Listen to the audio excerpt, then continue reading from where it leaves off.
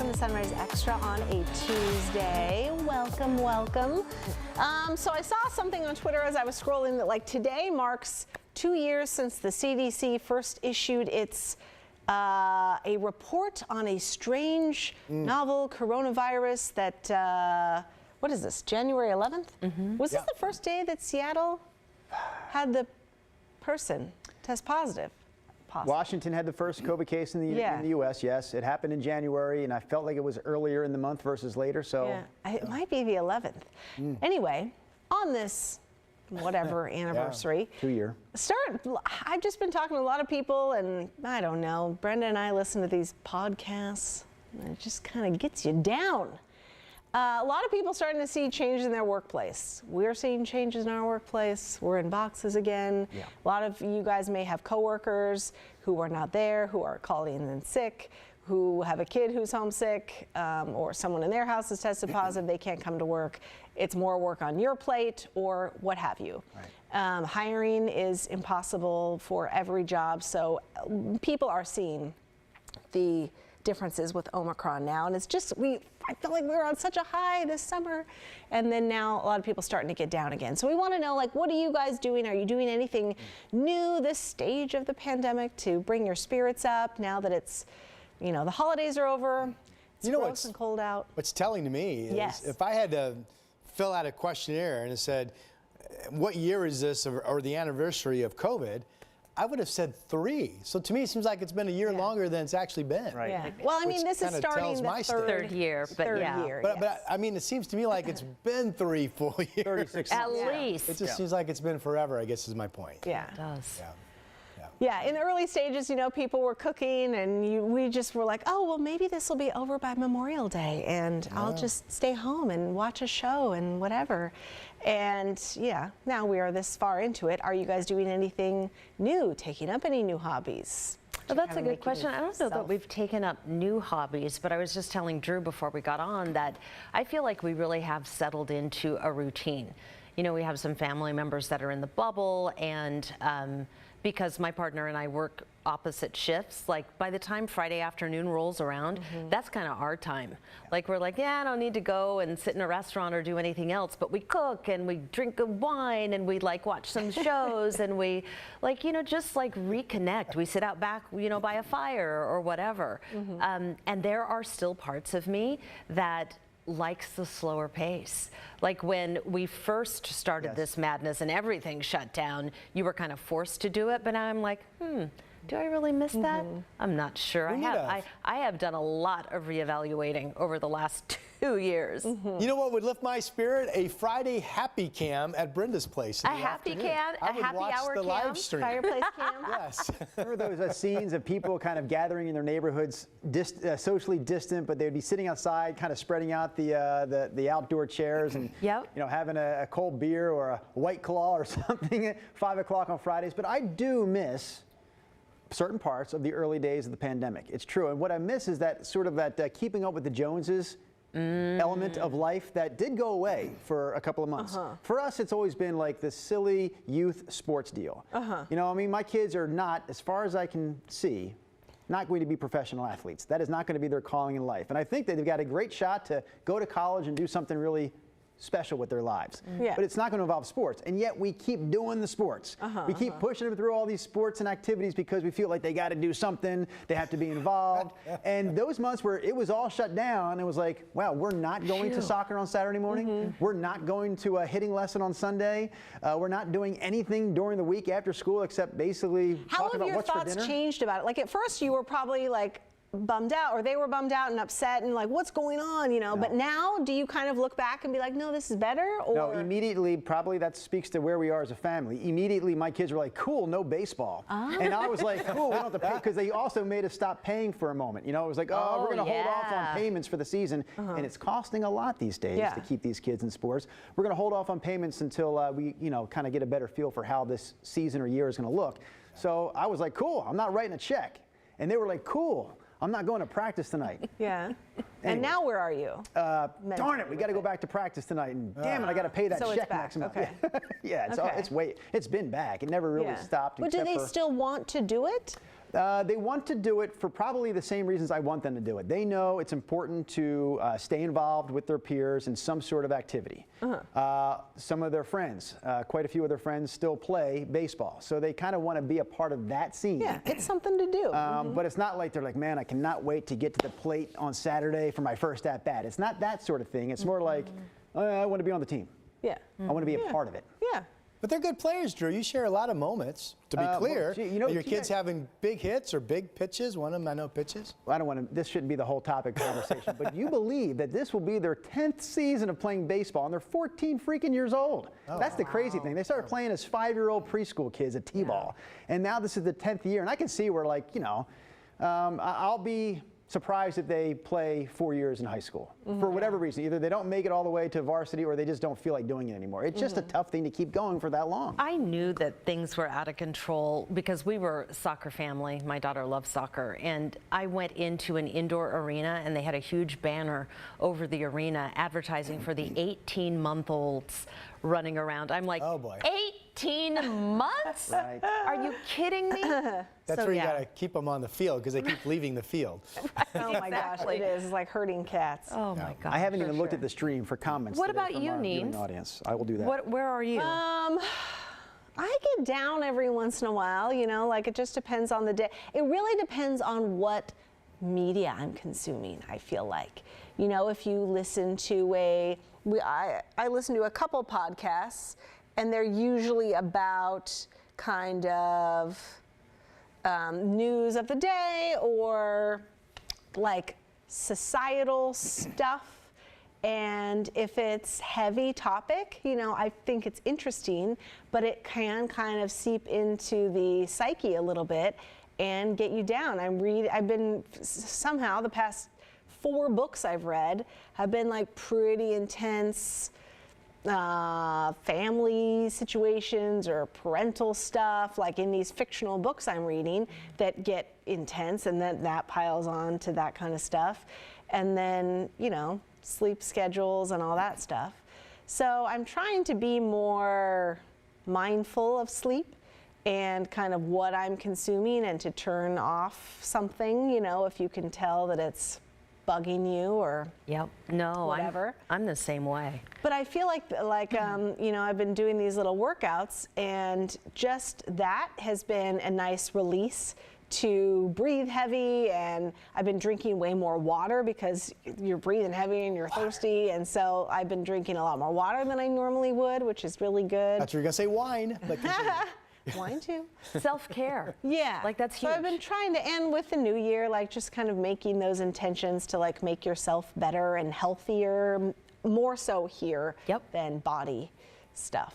Bravo. But I don't know. That's good. I do miss date nights. We need to get another rotation of babysitters, I've realized. And I don't know. How many do you need? How many babysitters? I feel like you can get one good one. Well, one of ours went back to Australia for a couple months. The other one got another full-time job. Another one is a full-time student, and she's just like, I got a lot of homework, and that's my list. But if you can get one good one, you know, maybe you can get some of those date nights back. Yes. I don't know. In my next chapter, I might have to open Brenda's babysitting. What are you gonna be It's like everybody I know needs a babysitter, right? I feel like you tried to become the official babysitter of the Nick Allert kids a few years back, I love Brenda. those boys. They were super cute. Yeah, little blondie locks. Sheila's back on the stream. Good morning to you. Says, wishing we could go back to dinner with friends at restaurants without masks.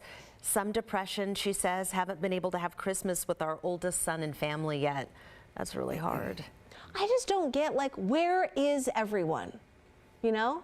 Like, we were talking about this yesterday here at work, because we have jobs to fill just like any other business. Right. Like, where is everybody?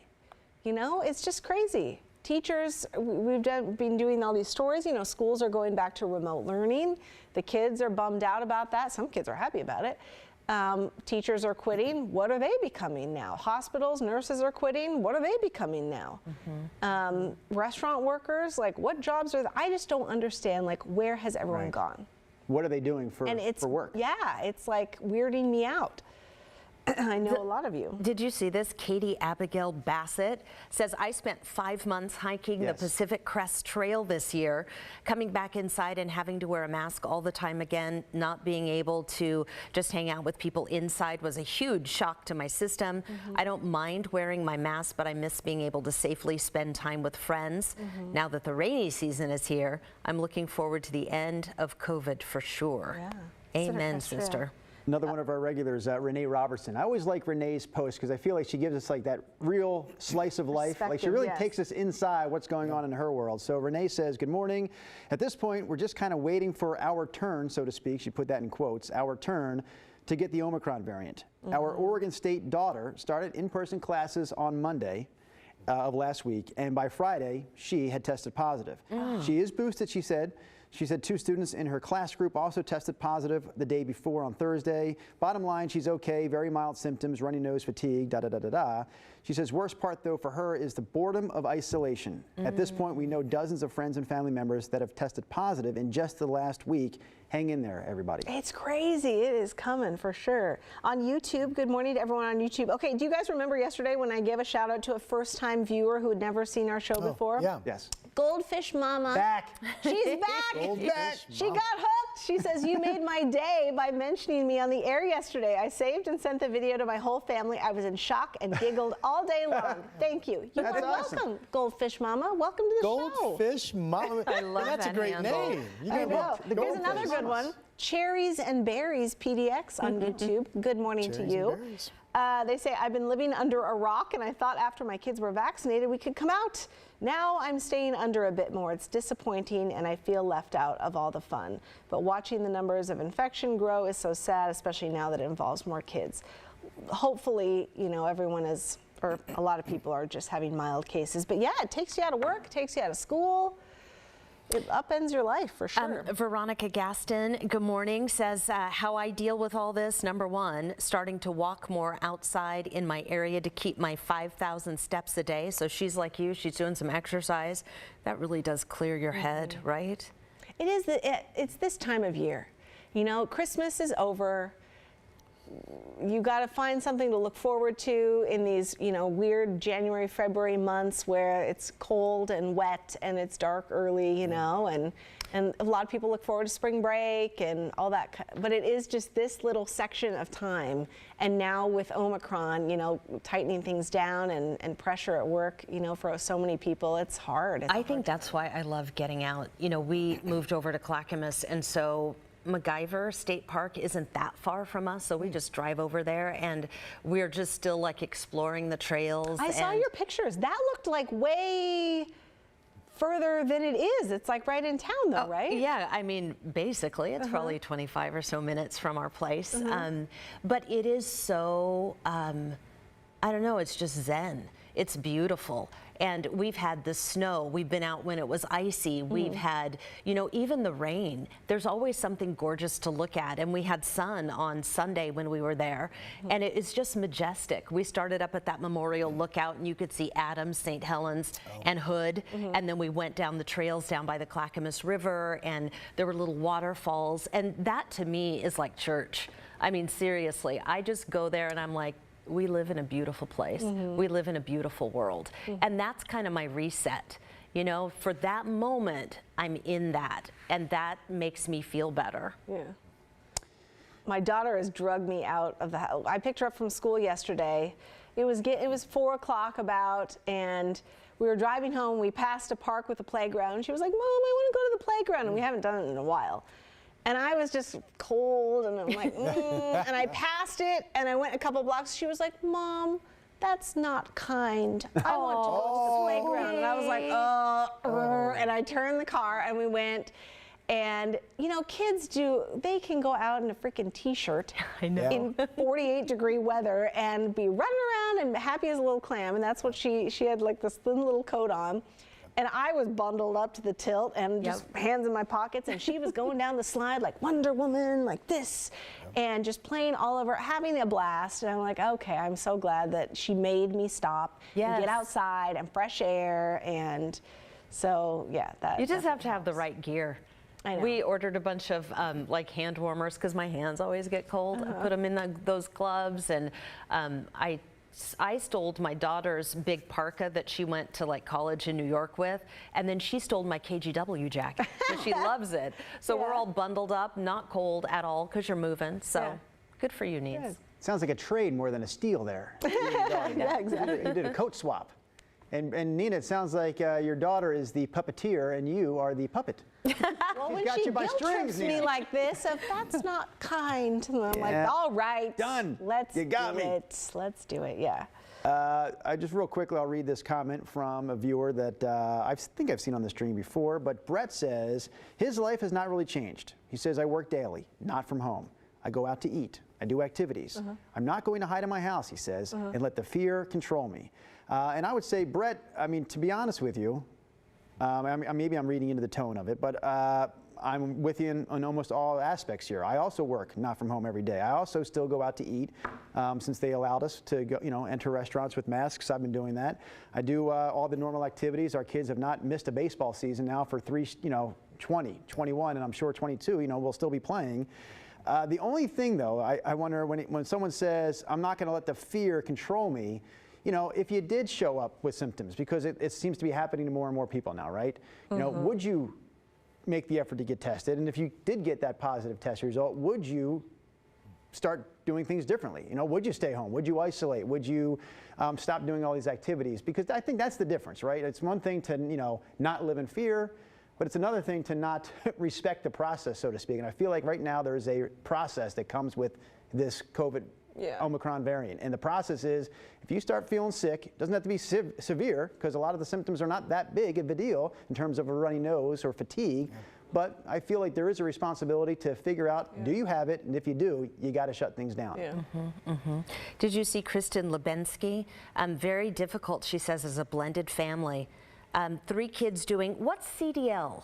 Comprehensive distance learning. Oh, okay. Wow. This year, and 2 in person makes for tough decisions about bringing them together on the weekends. Yeah, I bet. Yeah.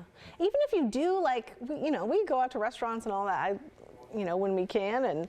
And but man, like, because they have such a worker shortage, like we went to McMinimans Kennedy School, we walked in there.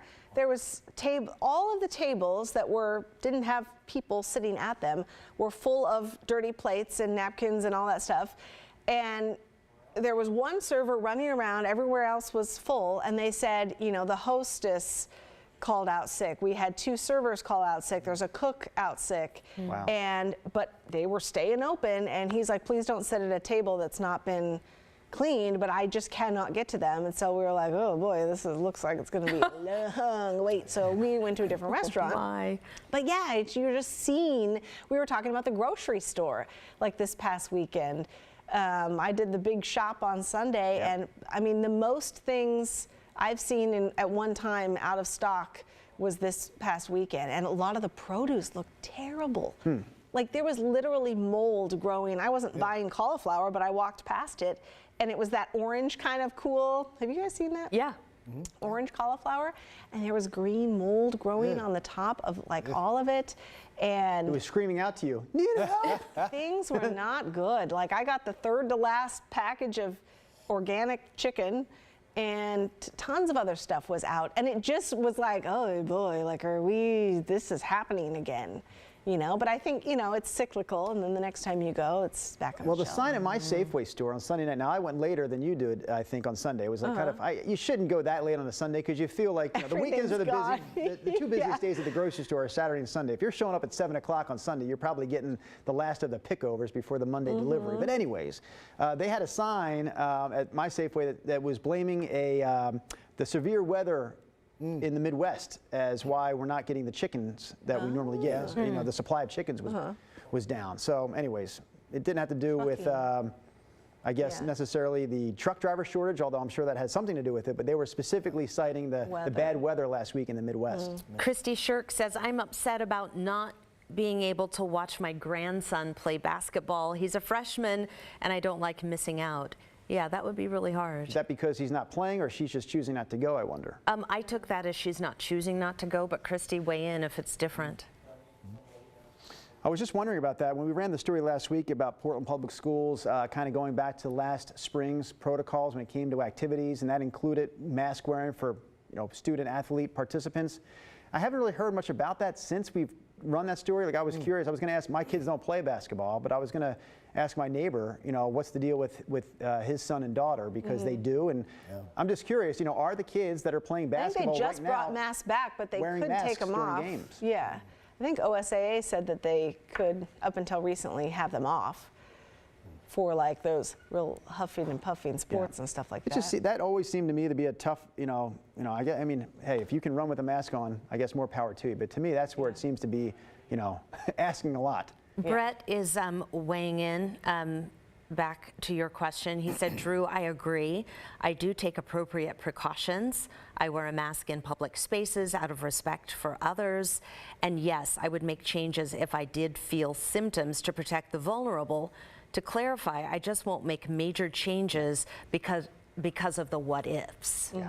I appreciate that, Brett. Thanks for clarifying. And Christy wrote back, she said they aren't letting people watch the games. Oh. Or at least at her kids' school or grandkids' school. Katie, Abigail Bassett says, my sister went to the Safeway in the Pearl last night. It was missing a lot of product.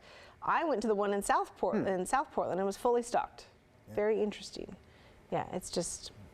I live such a charmed life. I mean, my grocery stores are full. My restaurants have people working. Service is great.